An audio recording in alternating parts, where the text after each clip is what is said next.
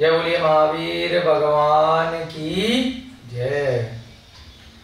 जय बोलिए अनंतानंत सिद्ध परमेष्ठी भगवानों की जय। जय बोलिए तत्वार्थ सूत्र प्रणेता आचार्य भगवान श्री उमा स्वामी जी महाराज की जय।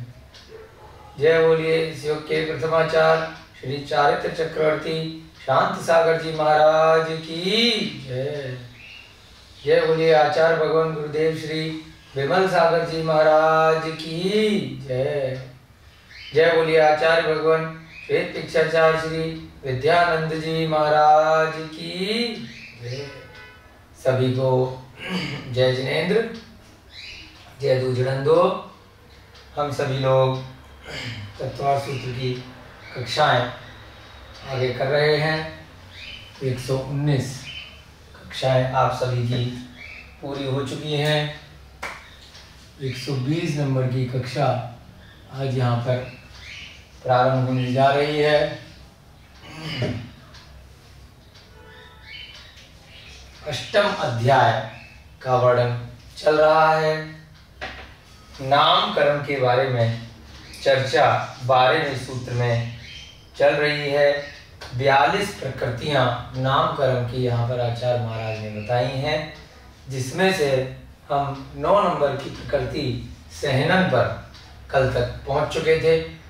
इसी को आगे बढ़ाते हुए आज की कक्षा का प्रारंभ करेंगे। उससे पहले प्रतिदिन की भांति हम सभी लोग मिलकर के मंगलाचरण करेंगे। फिर अब तक जो 12 सूत्र हमने इस अष्टम अध्याय के किए हैं उनका सभी लोग मिलकर के वाचन करेंगे। सभी लोग हाथ जोड़ लीजिए और एक साथ मिलकर के दोहराएंगे। मोक्ष मार्गस्य नेतारं भेतारं कर्म भूव्रतां ज्ञातारं विश्वतत्त्वानां वन्दे तद्गुण लब्धये वन्दे तद्गुण लब्धये वन्दे तद्गुण लब्धये। जय बोलिए आचार्य भगवान श्री कुमार स्वामी जी महाराज की जय। अब सभी लोग अपना अष्टम अध्याय निकाल लीजिए और साथ साथ मिलकर के दोहराएंगे। मिथ्या दर्शना विरति प्रमाद कषाय योगा बंध हेतवः स कषायत्वाज जीवः कर्मणो योग्यान् पुद्गला नादत्ते स बन्धः प्रकृति स्थित्यनुभव प्रदेशास्तद्विधयः आद्यो ज्ञान दर्शनावरण वेदनीय मोहनीयायुर्नाम गोत्रांतरायः पंचनवदेष्टाविंशति चतुर्द्विचत्वारिंशत् द्विपंचभेदा यथाक्रमम् मति श्रुतावधि मनः पर्ये केवलानां चक्षुरचक्षुरवधि केवलानां निद्रा निद्रा निद्रा प्रचला प्रचला प्रचला स्त्यान ग्रध्यश्च सदस द्वेध्ये दर्शन चारित्र मोहनीया कषाय कषाय वेदनीया ख्या स्त्री द्विनव षोडश भेदा सम्यक्त मिथ्यात् तदुपयान्य कषाय कषायौ हास्यरतिरति शोक भय जुगुप्सा स्त्री पुण्य पुंसक वेदा अनंतानुबंध प्रत्याख्यान प्रत्याख्यान संजुलन विकल्पाश्चैकुशः क्रोधमान माया लोभा नारक तैर्यक योन मानुष देवानी गति जाति शरीरांगोपांग निर्माण बंधन संघात संस्थान सहनन स्पर्श रस गंध वर्णानुपूर्व्या गुरु लघुपघात परघाता तपो द्योतोच्छ्वास विहायो गतयः प्रत्येक शरीर त्रस सुभग सुस्वर शुभ सूक्ष्म पर्याप्ति स्थिरादेश कीर्ति सेत्राणि कीर्तनकरत्वं च। इस प्रकार से हम 11वें सूत्र की चर्चा पर थे। जिसमें कि 42 प्रकार के नाम कर्मों का यहाँ पर विस्तृत रूप से इस सूत्र के माध्यम से वर्णन किया गया है। हम लोगों ने कल की कक्षा में जो देखा, एक बार जल्दी से उसको रिवाइज करेंगे। 42 नामकर्म बताने के लिए आचार्य महाराज ने पहले तो 21 नामकर्म बताए, उसके बाद 10 फिर उसी सूत्र में बताए, और 10 के बाद में एक शब्द का प्रयोग कर लिया, सेतराणी, यानी कि सेतराणी का तात्पर्य होता है विपरीत अर्थात उल्टा। तो 21 तो अलग हो गए, 10 अलग हो गए, और 10 के विपरीत 10 और हो गए, तो कुल कितने हो गए? 20 ये और 21 अदर, तो टोटल मिला के 41। उसके बाद सेतराणी के बाद आचार्य महाराज ने एक शब्द प्रयोग किया, तीर्थंकरत्वम च, यानी कि एक तीर्थंकर नामकर्म की प्रकृति और होती है। 41 हो चुके थे, एक और तीर्थंकर मिला के कितने हो गए? 42। तो इस प्रकार से आचार्य महाराज ने 21, फिर 10, फिर सेतराणी और फिर 1, ठीक है। इस प्रकार से 21, 10, 31 और 10 सेतराणी में आ गए 41 और 1 42, ये 42 नामकरण प्रकृतियां इस 11वें नंबर के सूत्र में हमको बताएं। अब हम जल्दी से रिवाइज करेंगे। कल ये पढ़ा, पहली प्रकृति पढ़ी थी हमने गति। गति का तात्पर्य होता है 4 गतियां, पिछले भवों के अपने अपने पुण्य से नाम कर्म का जैसा जैसा जिस जीव ने बंद किया होगा, उसका जब उदय आएगा तो वो 4 प्रकार की गतियों में उस जीव का जन्म हो सकता है। मनुष्य गति, त्रियंच गति, देव गति और नरक गति। तो ये सारी भी जो गतियां हैं, ये भी नाम कर्म की पहली प्रकृति कहलाती हैं। दूसरी जाति। अब जिस भी जीव ने पिछले भवों में जैसे नाम कर्म का बंध किया और उसमें जाति नाम कर्म के हिसाब से उसको 5 प्रकार की जो इंद्रियां हैं उनमें जन्म मिलेगा। अब मान लीजिए त्रियंच गति में चला गया, तो त्रियंच गति में तो 1 से लेकर 5 इंद्रिय कोई भी हो सकता है, तो उसमें उसने किस जाति का बंध किया है। अब मनुष्य गति में गया तो मनुष्य में तो 5 इंद्रिय ही होते हैं, ऐसी देव गति में गया तो देव में भी 5 इंद्रिय हैं, नरक में भी 5 इंद्रिय हैं। तो जैसा उसने जाति नाम कर्म का बंध किया उसके हिसाब से उसको 1 इंद्रिय या 2 इंद्रिय, 3 इंद्रिय, 4 इंद्रिय, 5 इंद्रिय में नव जीवन प्राप्त होता है। शरीर। अब जैसा नाम कर्म का उसने बंध किया उसको 5 शरीर में से कौन कौन से कितने शरीर किस प्रकार से मिल सकते हैं, ये शरीर नाम कर्म के हिसाब से उसका डिसाइड किया जाता है। कौन कौन से 5 शरीर होते हैं? कार्मण, तेजस, औदारिक, वैक्रियक और आहार। जिनमें कार्मण और तेजस शरीर अनादिकाल से प्रत्येक संसारी जीव की आत्मा के साथ हमेशा से लगा हुआ है।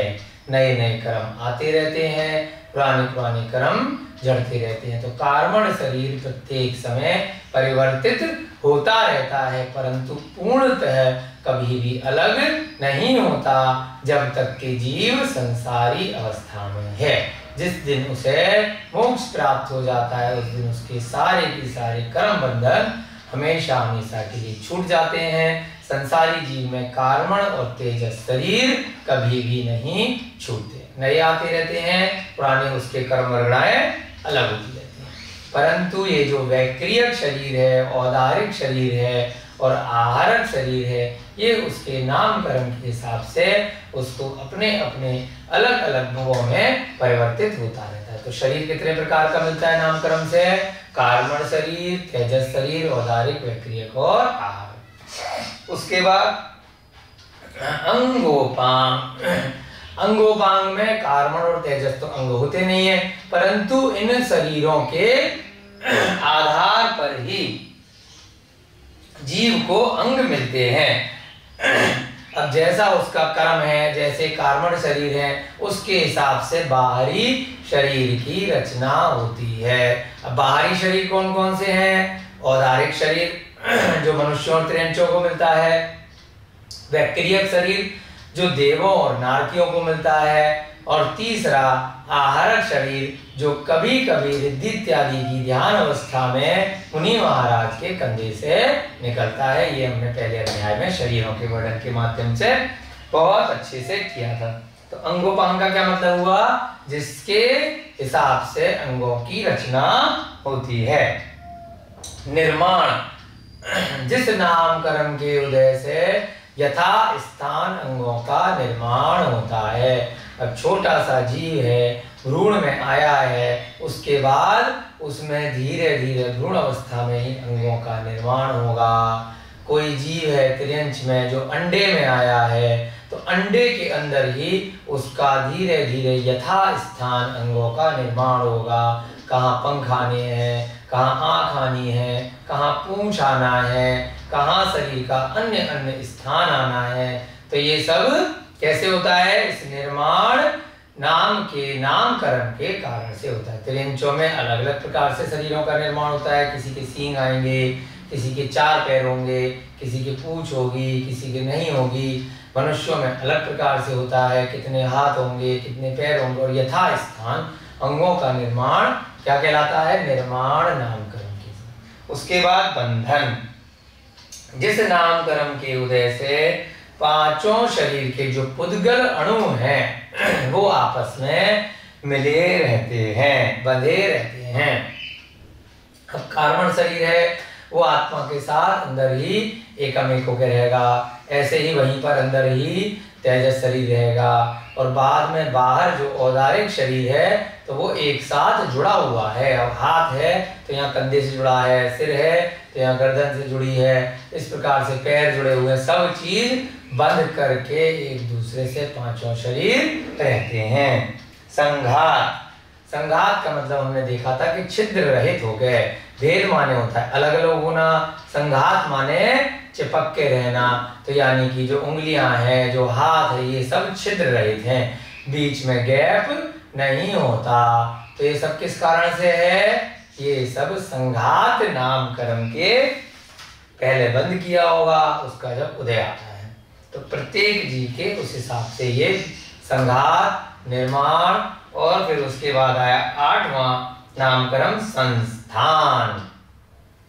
संस्थान नामकरण में हमने देखा था इस नामकरण के उदय से प्रत्येक जीव का शरीर का आकार बनता है। तो अब कैसा शरीर का आकार बनेगा? ये 6 प्रकार का है।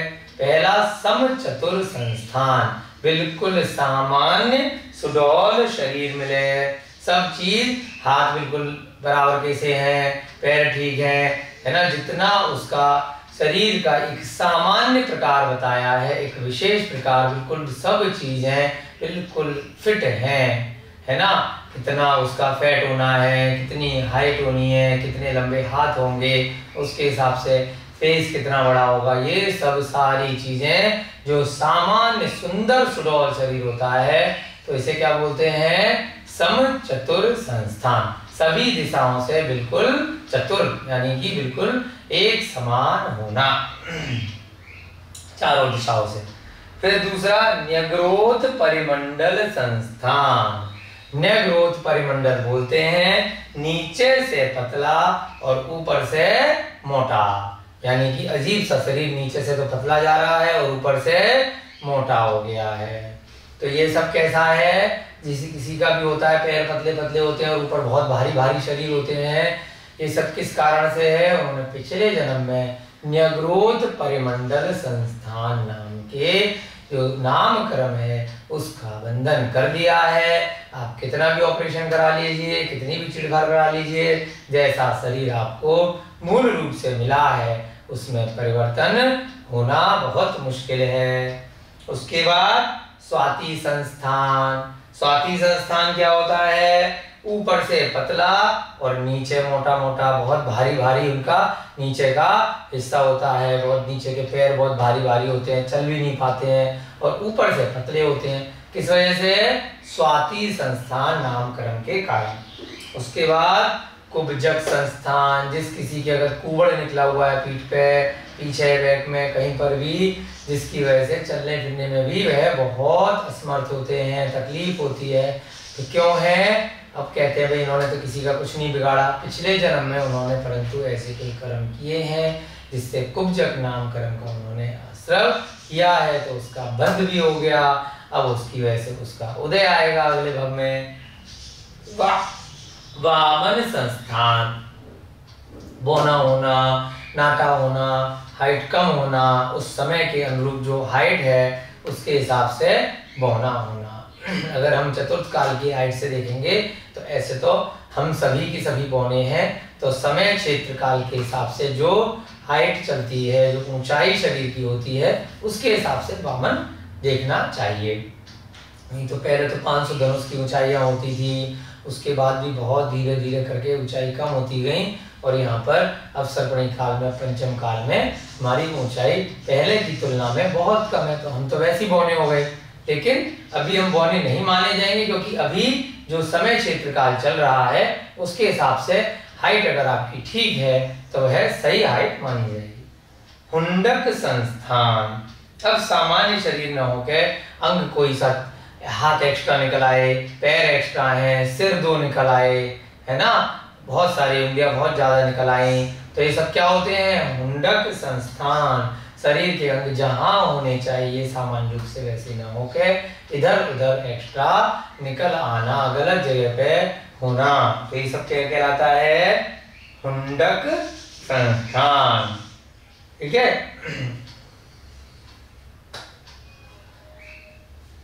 अगला हम देख रहे थे सहनन। सहनन का मतलब होता है हड्डियां।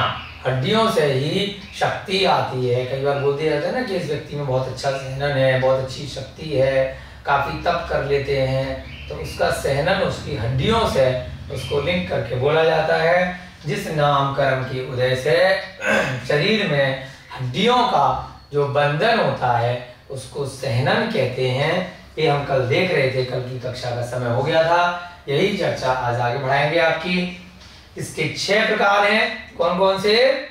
वज्र वृषभ नाराज सहनन, दूसरा वज्र नाराज सहनन, तीसरा नाराज सहनन, चौथा अर्ध नाराज सहनन, फिर कीलक सहनन, फिर असंप्राप्ता सपाटिका सहनन।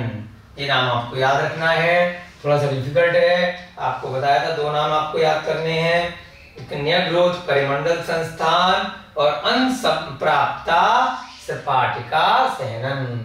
ये आपको डेली रिवाइज करते रहेंगे कुछ दिन तक, तो हो सकता है आपको बहुत जल्द ये डिफिकल्ट शब्द थोड़े से आपकी स्मृति में रह जाएं। चलिए अब इनका मतलब देखते हैं कि करके। वज्र नाराज सहनन और वज्र वृषभ नाराज सहनन। सहनन का मतलब आपने देख लिया, सहनन का मतलब होता है हड्डियां। वज्र संसार की एक तरह से सबसे कठोर वस्तु होती है, जिसको किसी भी दूसरी वस्तु से तोड़ा नहीं जा सकता। जो जीव वज्र वृषभ नाराज सहनन वाले होते हैं उनका अकाल मरण नहीं होता, उनको कभी भी आप किसी भी दूसरी चीज से, चाहे बम विस्फोट कर दें, चाहे कितना भी आप उन पे तीर कमान चढ़ाएं, अलग अलग समय काल के हिसाब से जो भी हथियार इत्यादि हों, उनसे इनका मरण नहीं किया जा सकता। क्यों? क्योंकि इनकी हड्डियां वज्र की बनी हुई होती हैं। वज्र माने होता है, वज्र जो एक प्रकार की सबसे कठोर वस्तु है ना। इसका पहले हम संधि विच्छेद करेंगे। इसमें एक वज्र है, एक वृषभ है और एक नाराज है। तो वज्र का मतलब क्या है? वज्र का मतलब सबसे कठोर वस्तु। एक वज्र को वज्र ही बोलते हैं।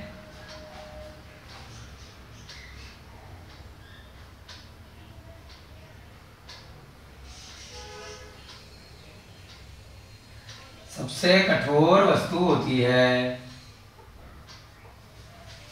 जिसको किसी दूसरी वस्तु से तोड़ नहीं सकते। वर्तमान में आप देखते हैं कि हीरा है, उसको बहुत कठोर माना जाता है, तो हीरे को तोड़ने के लिए हीरे का ही प्रयोग किया जाता है, वो किसी अन्य वस्तु से नहीं टूटता, है ना। ऐसे ही वज्र जो है सबसे कठोर एक वस्तु होती है। कई बार आपने वज्र लेप भी सुना होगा, वहां पे किया जाता है वो तो चलिए वर्तमान में आपने केमिकल से बना दिया सबसे कठोर चीज, परंतु वज्र जो होता है वो बहुत ज्यादा कठोर होता है।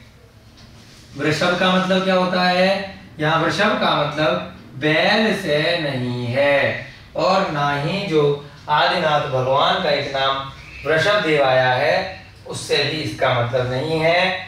ये हड्डियों का जो ऊपरी भाग होता है, एक तो अंदर का भाग जो है वो वज्र का हो गया।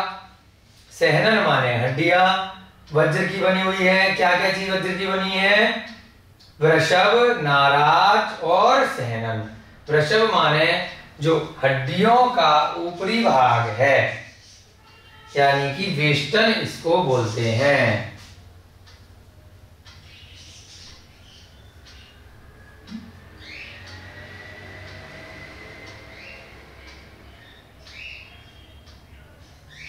हड्डियों का ऊपरी भाग यानी कि बाहर की लेयर, एक तो अंदर की हड्डी, एक उसका जो ऊपरी भाग है वो क्या बोली जाती है? वो वृषभ की बोली जाती है, वृषभ बोलते हैं उसको, वेष्टन। एक शब्द इसमें है नाराज। तीसरा शब्द क्या है? नाराज। नाराज का मतलब होता है हड्डियों के जो जोड़ होते हैं, यानी कि कील।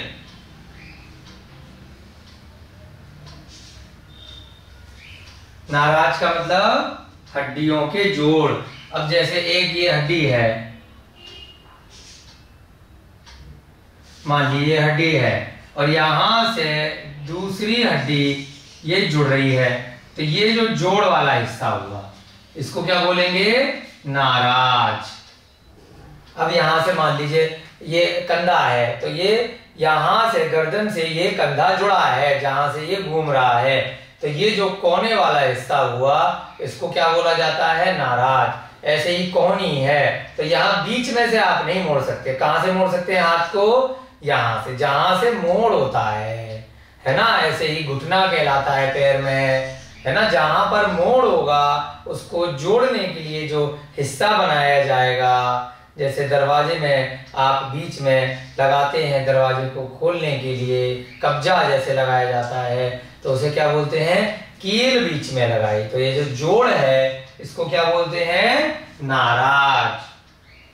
हड्डियों का जोड़।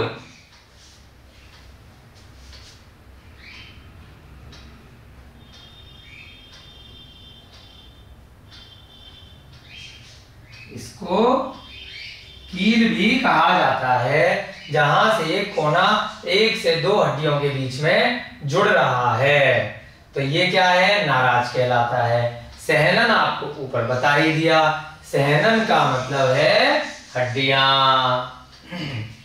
अब क्या क्या आया इसमें? यानी कि वृषभ और नाराज, हड्डियों का ऊपरी भाग और हड्डियों का जोड़, ये दोनों की दोनों वज्र के बने होते हैं। और हड्डियां, सहनन माने हड्डी यानी कि अंदरी भाग, सहनन माने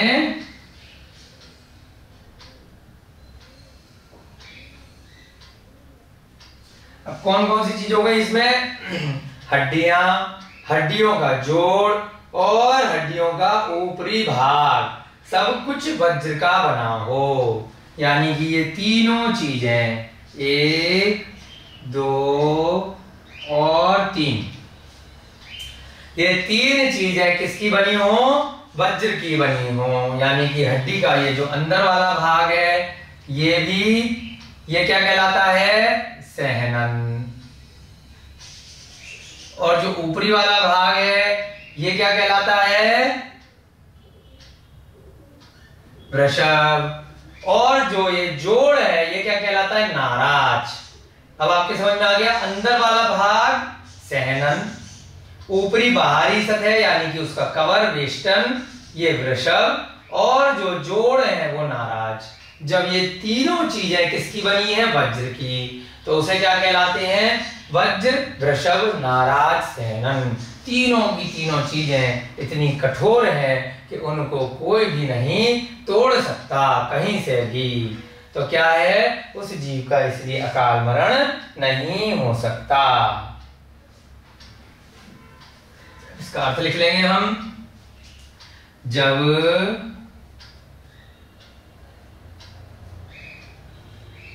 शरीर की हड्डियों का जोड़ और ऊपरी भाग, नीचे से लेंगे, शरीर की हड्डियां कौमा हड्डियों का जोड़ यानी कि कील,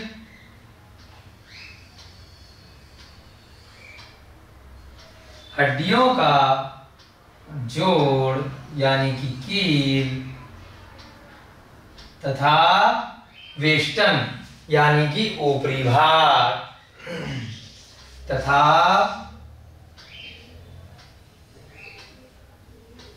उनकी वेष्टन सभी वज्र की हों, तो उसे क्या कहते हैं, वज्र वृषभ नाराच सहनन। यहां से आप चित्र को बड़ा करके आप समझ सकते हैं। हड्डी का अंदर वाला भाग सहनन कहलाता है, हड्डी का ऊपरी वाला भाग वृषभ कहलाता है, और जो जोड़ है जहां से एक हड्डी दूसरी हड्डी से जुड़ी होती है वो नाराज कहलाता है। जब तीनों की तीनों चीजें वज्र की हों यानी कि संसार की सबसे कठोर वस्तु से बनी हुई हो, तो ऐसे सहनन को क्या कहते हैं, वज्र वृषभ नाराज सहनन। अब दूसरा वाला कौन सा है, वज्र नाराज सहनन, यानी कि वज्र का हो, वज्र का अर्थ यही रहेगा, और नाराज, नाराज माने जो जोड़ है और हड्डियां, ये दो चीज वज्र की हो, ऊपरी वाला भाग सामान्य हो, तो इनका अकाल मरण एक तरह से हो भी सकता है, क्योंकि सारा की सारा इनका जो है वो वज्र का नहीं है। तो यहाँ पे क्या रह गया, वज्र, नाराज और सहनन। नाराज का मतलब हड्डियों का जोड़ और हड्डी, ये दोनों वज्र की हों, ठीक है। वज्र नाराज सहनन का मतलब जब नाराज माने हड्डियों का जोड़, यानी कि ये जो जॉइंट है ये वज्र का है, और अंदर वाला भाग जो है वह भी वज्र का है। जब हड्डियों का जोड़ यानी कि कील, जॉइंट बोलते हैं ना, जॉइंट पेन हो रहा है तो वो नाराज की वजह से होता है। नाराज में जब हड्डियों का जोड़ यानी कि कीलें तथा हड्डियां वज्र की हों,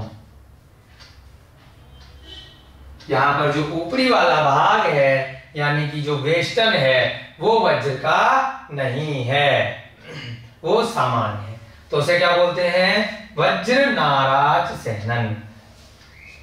और तीसरा क्या है, नाराज सहनन।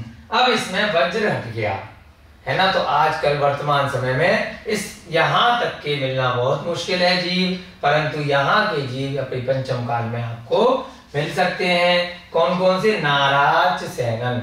अब वज्र हट गया, नाराज माने यहाँ पर जोड़ भी है हड्डियों का और सहनन हड्डियां भी हैं, परंतु वज्र की नहीं है, सामान्य है ना। जब शरीर में जोड़ और हड्डियां सामान्य रूप से हों, है ना, जिस कर्म की वजह से जब वज्र शब्द हट गया यहां से, तो जब शरीर में नाराज माने हड्डियों के जोड़ और अंदर की हड्डियां, हड्डियों के जोड़ यानी कि कीलें, जॉइंट तथा सहनन माने जो हड्डियां का अंदरूनी भाग है तथा हड्डियां सामान्य रूप से शरीर में हो। जब शरीर में हड्डियों के जोड़ तथा हड्डियां सामान्य रूप से शरीर में हो, सामान्य रूप से शरीर में हो। यहां पर वज्र के नहीं है तो उसे क्या बोलते हैं? नाराज सहनन। उसके बाद अगला क्या है? अर्ध नाराज सहनन, यानी कि जो जोड़ है वो अर्ध रह गए। तो अर्ध का क्या मतलब हुआ? सहनन माने तो हड्डियां है ही है। अर्ध नाराज सहनन यानी कि अर्ध कीलित हो। यहाँ पर जो जॉइंट है वो कमजोर है। मान लीजिए 2 कीलें लगानी है और 1 कील है तो प्रॉपरली नहीं लगे हुए जो जोड़ हैं, तो उस कारण से क्या रहेगा? कुछ ना कुछ उसको तकलीफ बनी रहेगी, है ना। अलग अलग जीवों की दशा में अलग अलग प्रकार से नाराज और अर्ध नाराज होते हैं। क्यों होते हैं? पिछले भवों में उन्होंने जो सहनन नाम का जो नामकरण है उसमें जिस प्रकार का उन्होंने बंद किया होता है उसके हिसाब से उनको यहाँ पर जॉइंट मिलते हैं। बहुत लोगों को आपने देखा होगा ना कि शरीर में जोड़ों में हमेशा दर्द बना रहता है, तो उनको किस कारण से बना रहता है? उन्होंने पिछले जन्म में ऐसे कर्म किए होंगे या वर्तमान के जन्म में उन्होंने ऐसा अपना खान पान रहन सहन ऐसा उन्होंने अपना बना लिया होगा जिसकी वजह से उनका अर्ध नाराज का सहनन हो जाता है। यानी कि जब शरीर में हड्डियां और उनकी संधियां अर्ध कीलित हों, है ना। जोड़ को संधि भी बोलते हैं, जॉइंट भी बोलते हैं। जब शरीर में हड्डियों की संधि, जब शरीर में हड्डियों की संधि या जोड़, नाराज का मतलब जहां पे जॉइंट है, और सहनन, ये सब क्या है? हड्डियों की संधियां अर्ध कीलित हों। हड्डियों की संधि तथा हड्डियां, जहां से हड्डियों के जोड़ हैं अर्ध कीलित हों, यानी कि प्रॉपरली जितने उसमें जॉइंट में वस्तु की आवश्यकता है वह पूरी ना हो करके कोहनी में, कंधे में, घुटने में जहां जहां भी जॉइंट लग रहे हैं वहां पर अर्ध कीलित हों। उसके बाद अगला क्या है? कीलक सहनन, जिसके उदय से शरीर में हड्डियां आपस में परस्पर कीलित हों, यानी कि बिना जॉइंट के, है ना। नाराज क्या होता है? बीच में एक अलग से लगाया गया है। कीलक में क्या है? सीधे जोड़ दिया एक हड्डी को, ये एक हड्डी है, यहां बीच में जो जॉइंट है वो ना होके डायरेक्ट से इससे ही इसमें कील से जुड़ा हुआ है, अलग से जॉइंट ना लगा करके उसी में ही कीलक सहनन इसको कहा जाता है। सीधे डायरेक्ट बंधी होती हैं, जिसके उदय से शरीर में हड्डियां आपस में परस्पर कीलित हों, अर्थात एक दूसरे से बंधी हुई हों। यहां से जुड़ी हुई है, बिना उसके दूसरा मान लीजिए एक हड्डी है, एक हड्डी से सीधे दूसरी हड्डी जुड़ी हुई है, बिना उसमें नाराज लगे, यानी कि जॉइंट लगे बिना एक हड्डी के ऊपर दूसरी हड्डी आ रही है या आगे दूसरी हड्डी आ रही है, तो उसे क्या बोलते हैं? कीलक सहनन, यानी कि बिना नाराज के उसमें हड्डियां एक दूसरे से बंधी हुई रहती हैं, आपस में परस्पर कीलित रहती हैं, एक दूसरे से बंधी हुई रहती हैं, जिसके उदय से, यानी जिस नामकरण के उदय से शरीर में हड्डियां एक दूसरे से बंधी रहती हैं, अर्थात परस्पर कीलित रहती हैं, एक दूसरे से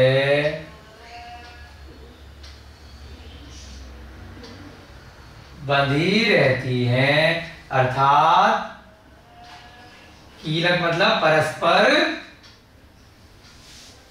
कीलित रहती हैं, परस्पर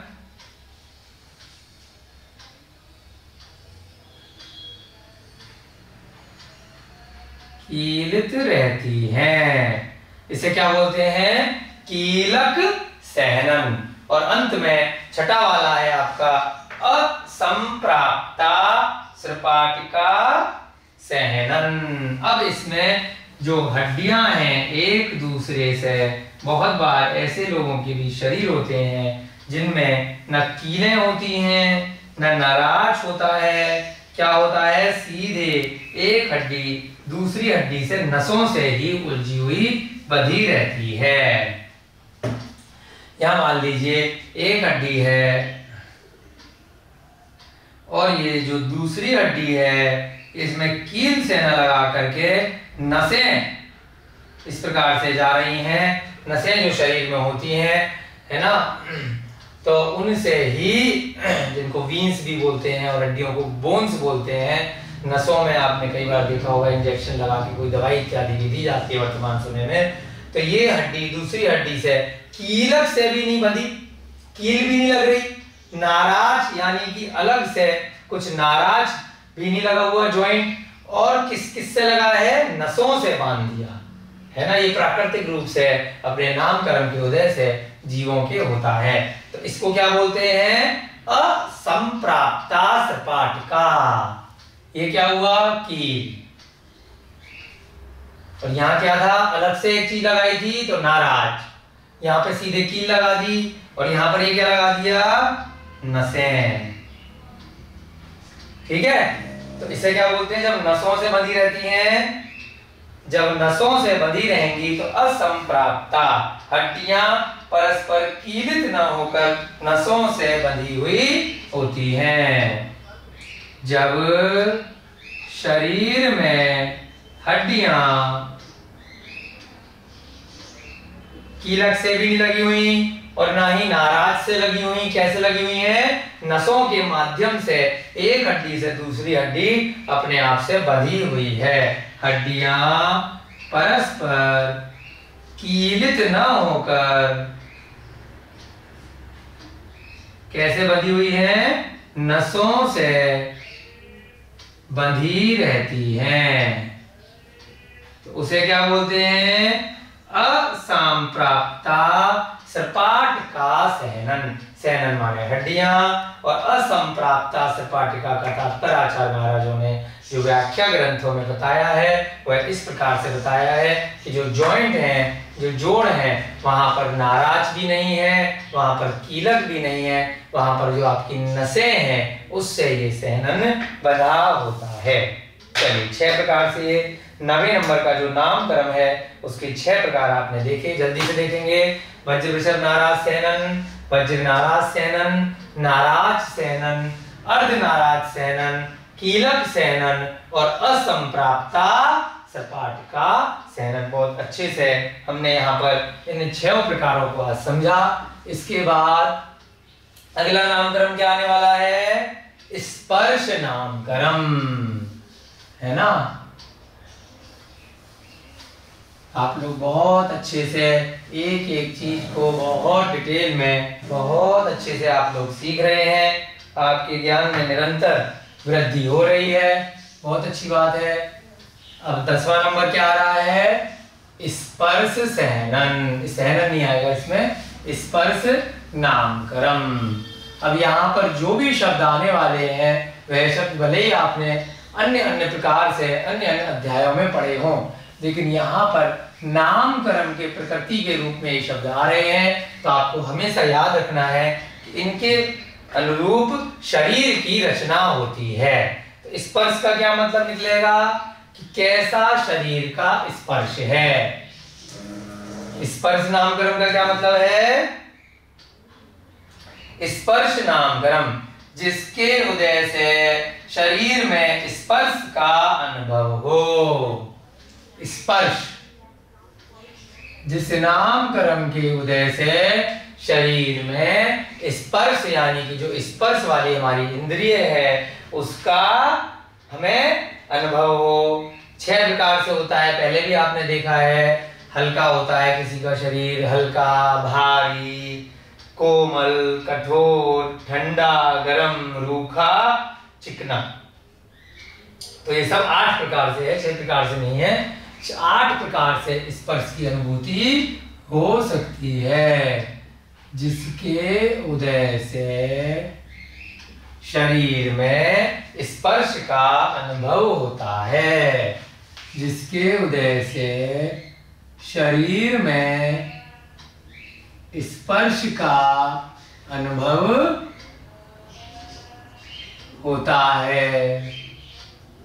यह 8 प्रकार का होता है। हल्का भारी, रूखा चिकना, ठंडा गरम और कठोर नरम। 8 प्रकार का होता है। हल्का भारी, रूखा चिकना, ठंडा गरम, कठोर नरम।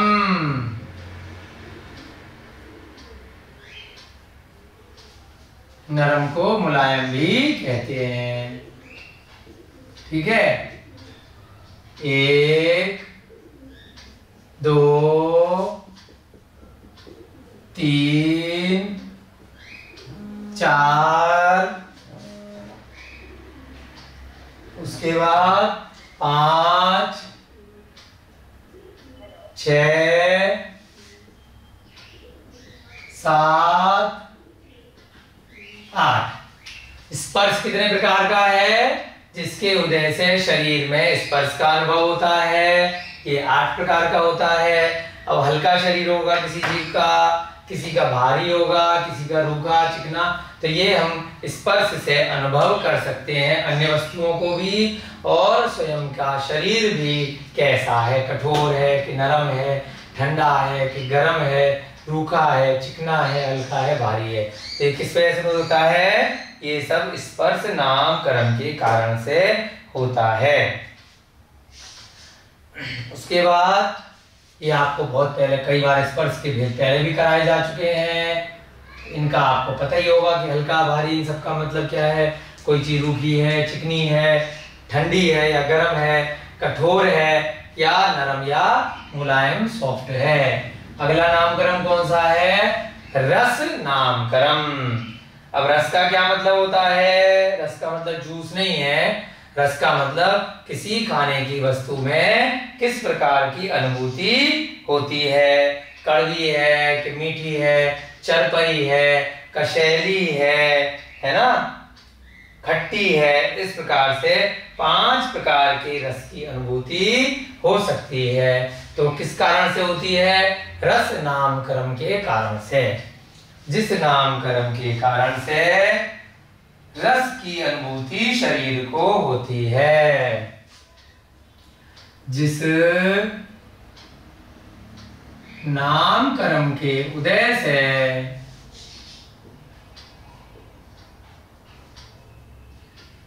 शरीर को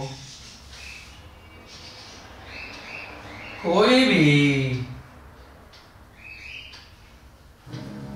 रस की अनुभूति होती है तो उसको क्या बोलते हैं? हम रस नामकरण। रस की अनुभूति होती है।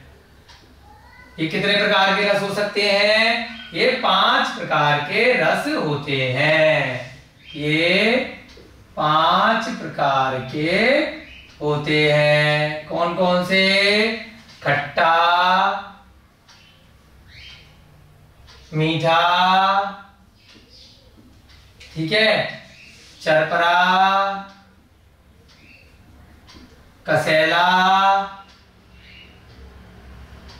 और कड़वा।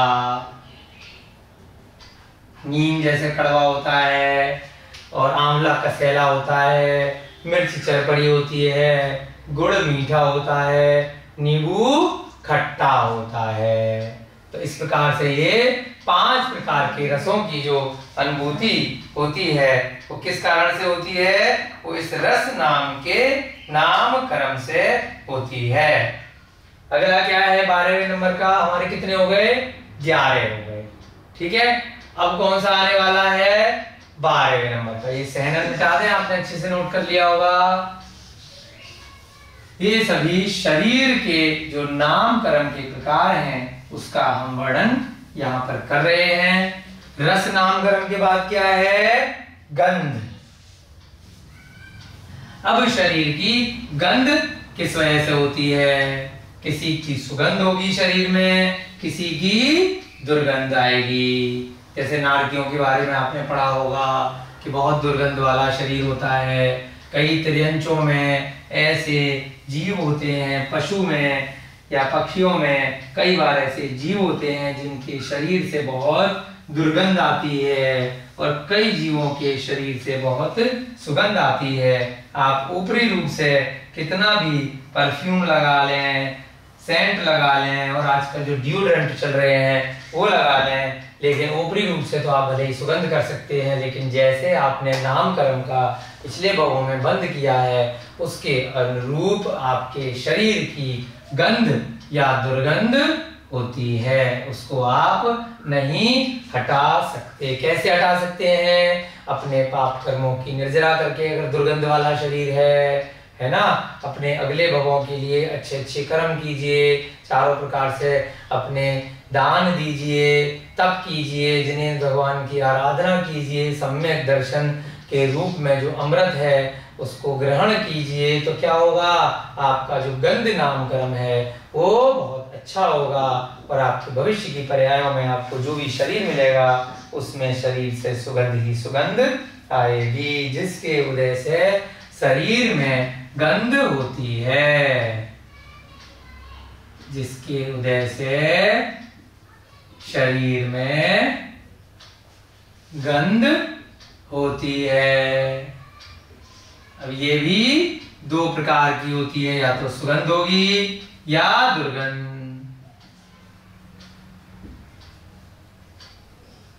सुगंध और दूसरी दुर्गंध। किस वजह से आती है? कि गंध नामकरण के कारण से। तो आप ऊपरी रूप से इतना भी क्रीम पाउडर लगा लीजिए, परफ्यूम लगा लीजिए, उसका कोई फायदा नहीं है यदि आपका गंध नामकरण का जो उदय है वो अगर दुर्गंध वाला चल रहा है तो आप उसको दूर नहीं कर सकते। अगला क्या पढ़ेंगे हम? 13वें नंबर का वर्ण। 42 तक हमें पहुंचना है, तो कई कक्षाएं इसमें हमारी लग रही हैं, कोई दिक्कत नहीं है, लेकिन हमें सब 42 की 42 प्रकृतियां हमें अच्छे से समझनी है, हमें कुछ भी जल्दबाजी नहीं करनी। वर्ण का मतलब होता है रंग, जिससे नामकरण के उदय से शरीर का वर्ण होता है। मुख्य रूप से जो रंग पहले भी आपको पुद्गल की जब वर्णन आया था 5 प्रकार के बताए थे, उन्हीं 5 प्रकार के रंगों में शरीर का रंग मुख्य रूप से 5 प्रकार का होता है। उनमें मिक्स कर करके आपस में किसी अन्य प्रकार से भी थोड़े से रंग का परिवर्तन हो जाता है, लेकिन मुख्य रूप से रंग कितने बताए हैं? 5 प्रकार के, काला, सफेद, नीला, लाल और पीला। अब किसी का सांवला है तो वो क्या है? इसी का मिक्स होकर एक तरह से बनता है। काला, सफेद, नीला, लाल और पीला, ये 5 प्रकार के वर्ण होते हैं मुख्य रूप से, जिसके नामकरण के उदय से शरीर का वर्ण हो या रंग हो। जिस नामकरण के उदय से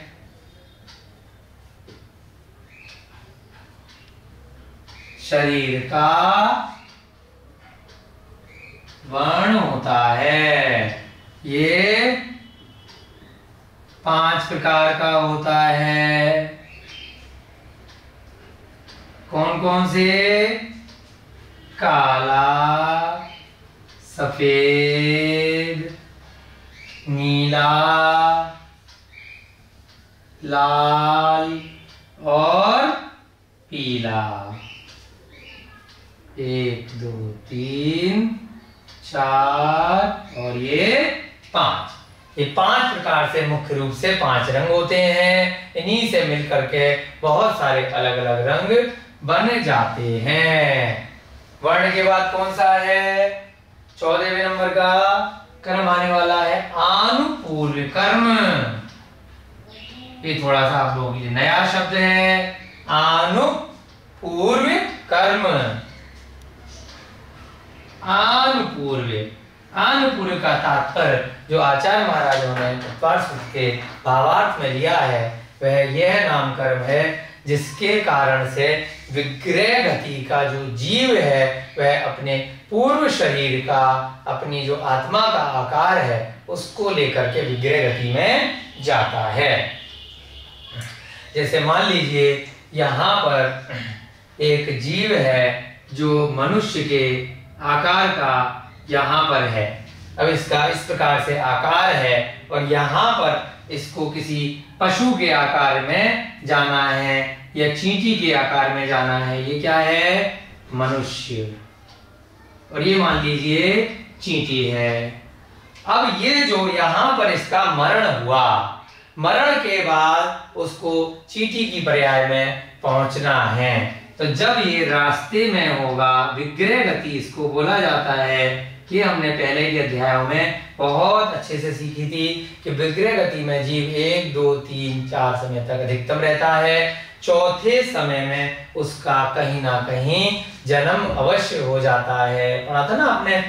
तो ये जो विग्रह गति है, यहाँ जो रास्ते में जीव चल रहा है, तो जो पिछले भव में उसका मनुष्य का आकार था, उसकी आत्मा के प्रदेश इसी साइज के होकर के जाएंगे और जब वह चींटी के शरीर में प्रवेश करेगा तो आत्म प्रदेश सिकुड़ कर चींटी का आकार ले लेंगे। या हाथी की पर्याय में गया तो हाथी का आकार ले लेंगे। लेकिन विग्रह गति में वो कैसा रहेगा? वह मनुष्य का जो पिछले भव में उसका आकार था, बिल्कुल वैसा ही आकार उसकी आत्मा का रहेगा। हमने पहले भी पढ़ा है कि आत्मा आपके शरीर में कितनी बड़ी है? जितना आपके शरीर का आकार है उतनी बड़ी आपकी आत्मा है। हाथी के अंदर हाथी जितनी आत्मा, आपके अंदर आपकी जितनी आत्मा, एक छोटा सा बच्चा है चाहे मनुष्य का, उसके अंदर उतनी बड़ी आत्मा होती है। जैसे जैसे शरीर बढ़ता जाता है या छोटा होता जाता है, आत्मा संकुचित या विस्तार को ग्रहण करती है। संकुचित माने छोटी हो जाती है, विस्तार माने कि बड़ी हो जाती है। तो आनुपूर्व कर्म का क्या मतलब हुआ?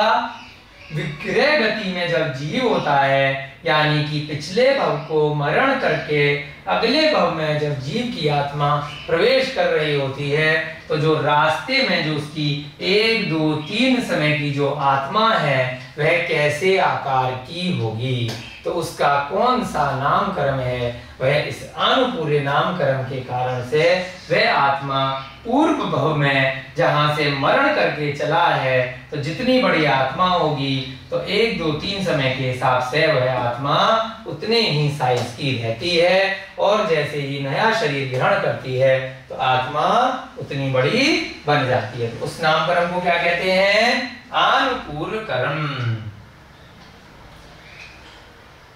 जिस कर्म के उदय से, जिस कर्म के उदय से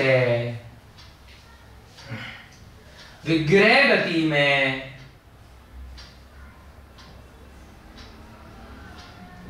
आत्मा के प्रदेश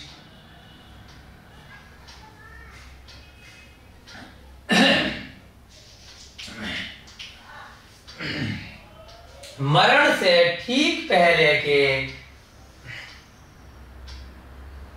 जो शरीर है उसके आकार के होते हैं। मरण से ठीक पहले के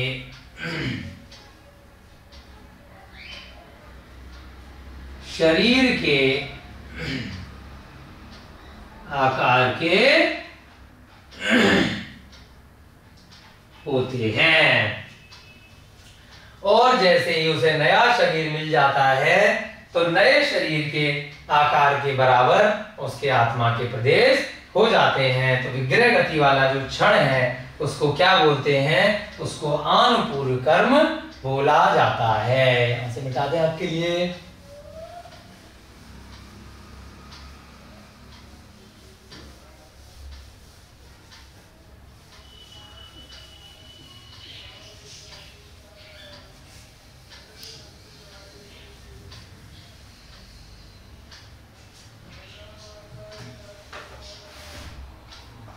उसे आनुपूर्व नामकरण कहते हैं। उसे आनुपूर्व नामकरण कहते हैं। अब नया शरीर प्राप्त होते ही आत्मा के प्रदेश नए शरीर के आकार को ग्रहण कर लेते हैं। नया शरीर प्राप्त होते ही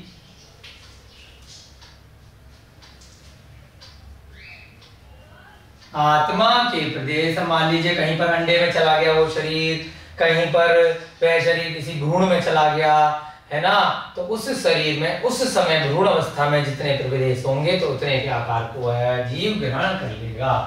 नया शरीर प्राप्त होती है आत्मा के प्रदेश नए शरीर के आकार को ग्रहण कर लेते हैं। अनुपूर्व कर्म कहां तक कहलाता है? जब तक वह जीव विग्रह गति में है, वहां आत्मा जो लेके गया है, कितनी बड़ी आत्मा लेके जा रहा है, तो वह किस कारण से है? वह उसका अनुपूर्व कर्म के कारण से है। आगे बात समझ में आपको? ये आपको याद रखना है। उसके बाद 15वें नंबर का नामकरण है अगुरु लघु। अगुरु लघु का क्या मतलब है? गुरु माने बड़ा, लघु माने छोटा। तो क्या हुआ? यानी कि ना ज्यादा बड़ा, जब लग जाता है तो थोड़ा उल्टा हो जाता है। गुरु माने बड़ा, लघु माने छोटा। ना बहुत बड़ा है और ना बहुत छोटा है। तो क्या तात्पर्य निकला? ना तो शरीर बहुत भारी है और ना ही बहुत हल्का है। एक सामान्य शरीर मिला है, यानी कि लोहे जितना, धातु जितना भारी नहीं है और रुई जितना हल्का नहीं है। तो ये किस कारण से है? शरीर सभी जीवों का अगुरु लघु नाम के नामकरण के कारण से है ना। शरीर लोहे की तरह भारी नहीं है और रुई की तरह हल्का नहीं है कि उड़े जा रहा है, फूंक मारी तो उड़ गए, और इतना भारी है कि हिला ही नहीं पा रहे, उसको चल ही नहीं पा रहे। तो ये ऐसा शरीर अगुरु लघु, जिस नाम कर्म के उदय से शरीर ना बहुत ज्यादा बड़ा हो ना बहुत ज्यादा छोटा, यानी कि यहाँ बड़े छोटे से क्या मतलब है? भारी और हल्के से। जिस नाम कर्म के उदय से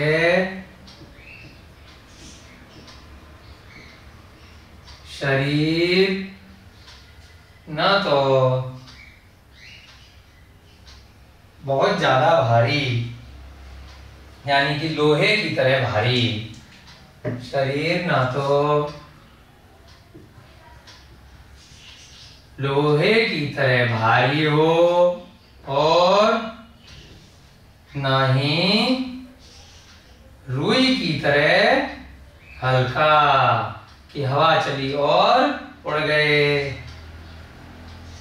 वो किस कर्म की वजह से होता है? अगुरु लघु। बहुत बार अब लोग उदाहरण में बोल देते हैं ना कि कोई अगर बहुत कमजोर है कि रुई की तरह हल्का है, फूंक मारेंगे तो उड़ जाएगा। तो वो सब किस कारण से होता है? अगुरु लघु नाम कर्म के कारण से, है ना। यानी कि नहीं है ना, जहां पर है ऐसा तो विपरीत है, नहीं है तो इसका मतलब अगुरु लघु।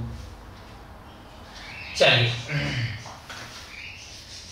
आगे का और देखते हैं। उपघात अगला क्या है?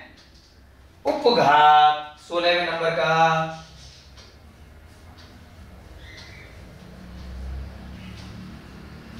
उपघात का क्या तात्पर्य है? ऐसा शरीर होना कि अपने शरीर के कारण से ही स्वयं का घात हो जाए। शरीर में ऐसे टेढ़े मेढ़े सींग हो जाना या ऐसी व्यवस्था आपके शरीर में होना कि कभी भी ऐसा समय आ जाए कि आप अपने ही शरीर में उलझ करके उसी की वजह से आपका मरण हो जाए, आप ही का स्वयं का घात हो जाए। तो कभी कभी ऐसे जीवों की दशा बन जाती है। अपने ही सींग थे, कहीं पर उलझ गए, निकल नहीं पाए, है ना।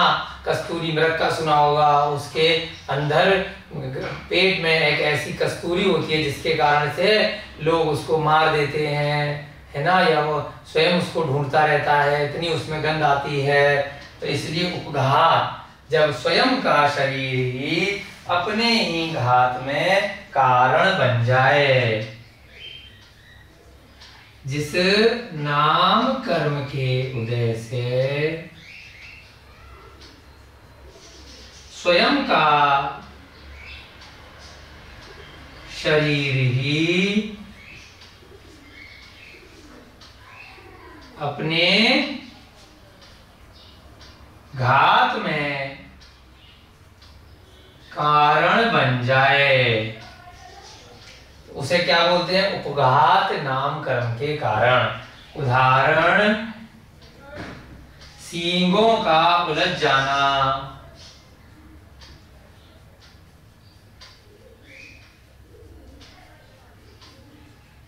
कस्तूरी मृग का, उसकी कस्तूरी के लिए लोग उसको मार दें, है ना, या स्वयं उससे परेशान होकर मर जाना। तो ये सारे उदाहरण आप इसमें लिख सकते हैं। ठीक है, उपघात। एक आज की कक्षा में आपका समय हो रहा है, एक और लिख देते हैं इसी में उपघात के साथ में परघात, यानी कि ऐसे अंग होना जिससे आपके अंगों की वजह से दूसरे जीव का घात हो जाए। परघात। उपघात माने कि स्वयं का घात कर देना अपने अंग से, परघात माने अपने अंग से दूसरे का घात कर देना। 17वें नंबर का परघात, यानी कि ऐसे अंग होना जिसकी वजह से दूसरे जीव का घात हो जाए, है ना। जिस नाम कर्म के वजह से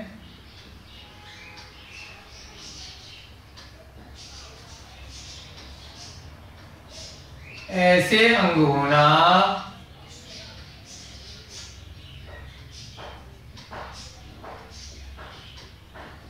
जिसके कारण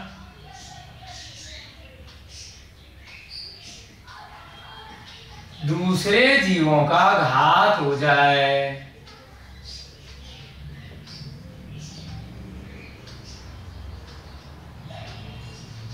कैसे? जैसे मान लीजिए सांप का जहर है, आप कहीं से निकल के गए, सांप के पास में आपका पैर लग गया तो अचानक से उसने डंक मार दिया। बिच्छू का जहर है ना, डंक है उसका, तो दूसरे जीवों का घात हो जाए। सींग किसी को लग गए, शरीर में से ही इत्यादि एक ऐसे जीव होते हैं, बहुत सारे कांटे निकले होते हैं जिससे कोई भी छुप जाता है तो उसको लग जाती है। जल में, समुद्र में ऐसे बहुत सारी मछलियां, ऐसे जीव होते हैं कि उन पे पैर लग जाता है तो वो बहुत नुकीले उनके कांटे होते हैं, उनका जहर होता है।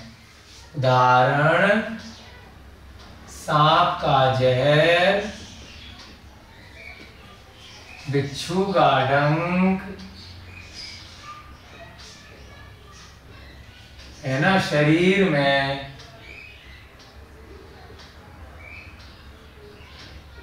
नुकीले कांटे होना,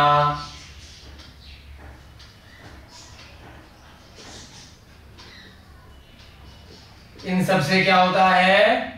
या सींग से